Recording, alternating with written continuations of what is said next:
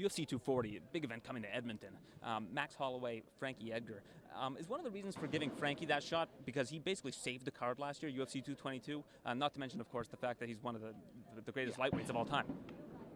You answered your own question. I mean, Frankie's getting the shot because Frankie deserves the shot, and yes, Frankie is a guy who always steps up, like a cowboy. Yeah, we're talking about you, pal. Yeah, yeah, he's one of the best ever, and as a lot of these guys are getting older, you see a lot of these guys getting older and retiring. Frankie Edgar is still one of the best in the world, and on top of his game.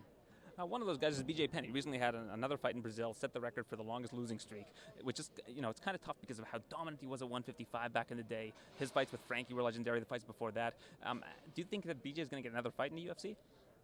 No, I want BJ to retire.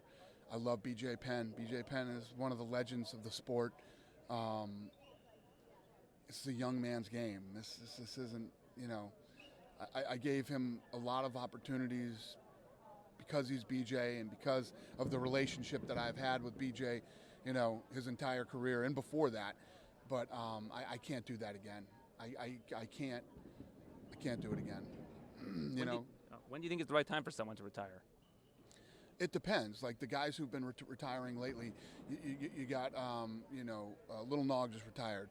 Guy was getting injured all the time. He's a legend. He's been around forever. He fought in Pride. Time to retire. Both of my guys just retired in Sweden. They've been in the top of the game forever. 3 of them, yeah. Yeah, that's right, 3, and time to retire. I would really like to see Sage Northcutt retire. I hope he does. Good-looking, charismatic kid. Smart. He was an engineer. Taking college to be an engineer. He's got a lot going on in his life. This isn't the sport for him. I don't want to sound like I'm all over the guy because I really like the kid a lot, but this isn't the sport for him. I would love to see him retire before he seriously gets hurt. Do you think he's not good enough? Yeah. It's just, it's not that the kid doesn't have some talent. He does have some talent. This isn't the sport for him. He needs to retire. And hopefully the people that surround him listen to what I'm saying and set this kid on another path in life, because he can literally do whatever he wants to do. He's young, he's smart, he's, some people have to fight. Sage Northcutt doesn't have to fight. Do you think it's fair to say that when he was here, he was getting fights that would have been easier because you did want to see how he would do, sink or swim? Well, we took him in so young. We brought the kid in so young and, tried to give him some fights to help build. Listen, when I let guys go, I let guys go for a reason. You know what I mean? If I think a guy has the potential to be the best in the world or is the best in the world, they're not going anywhere, no matter what number anybody throws at them. I'm going to keep the best, what I believe to be the best guys in the world. And when I let you go, look back and see how many times I've been wrong when I let somebody go. And you mentioned the retirements. I had an argument with somebody this week. Do you think Alexander Gustafsson's a Hall of Famer? That's a tough one. Never won a world title, but was a big star for us in Europe. You know what I mean? Definitely one of the best light heavyweights ever. I don't know if he's got a Hall of Fame career. It's a good question. I said yes because look at who he had to face to win a championship in that division. 2 of the top 5 of all time. Yeah, and his fight with John Jones is the greatest light heavyweight fight of all time. I mean, it was ridiculous, that fight. All right, thanks, Dana. Thank you. Big card in Chicago here. 21 of 26 fighters are ranked on this card. Yeah. Is this the most stacked card from a competitive level that you've seen in the UFC?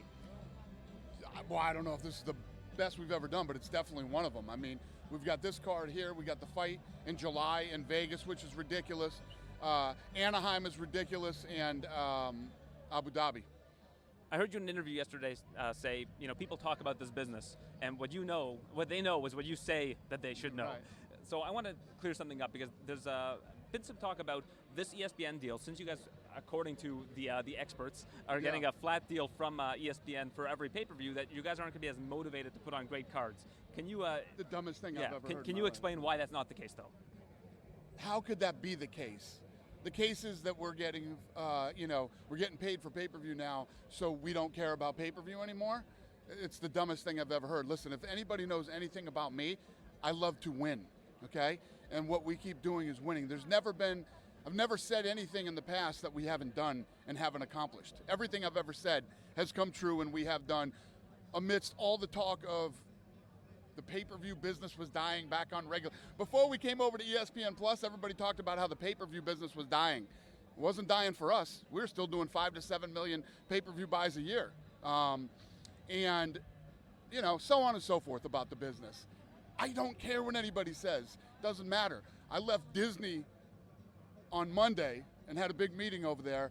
And let me tell you, the only one that was more fired up than Disney was me. I mean, the numbers are off the charts. And we've only been in business with these guys like 5 or 6 months. Wait till we've been in business with these guys for 3 years. Yes, we're going to put on big pay-per-views. Yes, we're going to still continue to look for up-and-coming talent, and we're going to build big stars.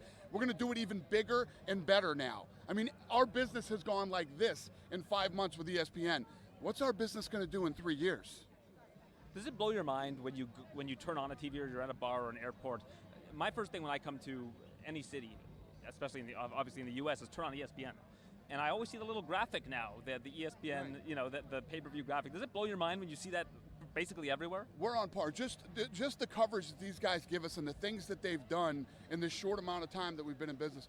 We're going to break the record this year for all-time ticket sales for UFC. We're not just breaking it, we're crushing it. We are blowing our expectations out of the water. And all the other things that go along with it, including international pay-per-view sales, are up. You know, and when you go into any country, anywhere, ESPN is on in many, many different countries. Literally every aspect of our business, even commercial, has grown in 5 months with ESPN. So, yeah, it's all good, and I don't know what else to say. So when you say ticket sales, do you mean like units, or do you mean gate value? Ticket sales. How many ticket sales? You know, how many tickets we've sold in a 1 year time? We're going to break the record this year. And that's with units, like how many individual tickets? Okay. Yeah, tickets and money, both. Elias Theodorou and Justin Willis were both recently released from the organization. Both of them were top 15 fighters, or at least, more, you know, as of recently, top 15 fighters. What was the rationale for releasing these guys when they have, you know, such winning records in the promotion? Yeah, well, you know, there's a ton of guys and girls that fight here. You know, we have like 600 people on the roster, and there's always times when we release people and they question, well, why were these people released? I'm looking for people that can break into the top 5 or possibly become world champions. And, you know, I make these decisions. The real question is, ask me how many times I've been wrong. If you look at when I've released people and who I've released, how many times have I actually been wrong about that? And we're looking for people, you'll see people stick around that are on a skid that put on unbelievably exciting fights. So when you say that, though, does that mean that this is, you look at that from a promotional and entertainment standpoint, and that in order to stick around, you need to be entertaining? Because, like, you know, the UFC wants to be considered one of the top sports. But can you really call yourself a sport if guys with 80% winning percentages are getting released from the organization, while people that have a 25% winning percentage get to stick around because they're more entertaining? Yeah, I can. But do you see what I'm saying, though? I don't care, though. Okay. So, but is it based on entertainment? Like, no, it's based on your fighting abilities. And while they might be decent fighters, they're never going to break into the top 5. They're never going to become world champions. And I need to free up spots on the roster for people who will be. One of those fighters is Jessica Ai. I mean, she was on a 4-fight losing skid. Right. Apparently, she was given her release papers, texted you and asked, and you said, "I'll give you another chance." How did that? Explain that whole interaction to me. How did that happen? How did that come about? Yeah, I don't know. I don't remember exactly how that went down. But yeah, I'm sure that did happen. And that's, I guess, an example of somebody that was on a losing skid that's now fighting for a title. Mm-hmm. That's true. Tony Ferguson, he's coming back. She's in a different weight class. Yeah, of course, and she's really excelled there, longest winning streak in the division. Not really apples and apples on that one.